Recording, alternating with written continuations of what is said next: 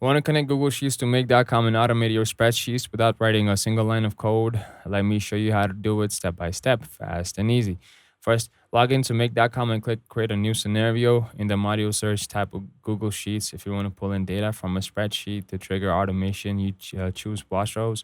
If you want to send the data into Google Sheets, go with add a row.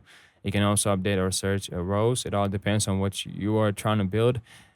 Once you add your first Google Sheets module, Make will ask you to connect your Google account. Just click Add, sign in, and give the necessary permissions. This is a one-time setup and super important.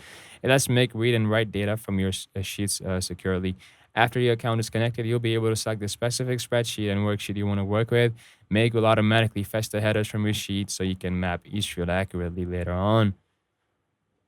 For example, let's say you're watching for new rows. You can then add a second module like send an email, create a Notion entry, post to Slack, or update a CRM, and map the values from a Google Sheet directly into those tools.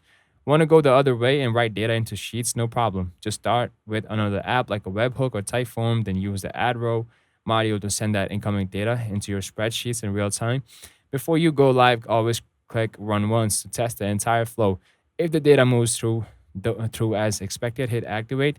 From that moment, your spreadsheets will be fully automated.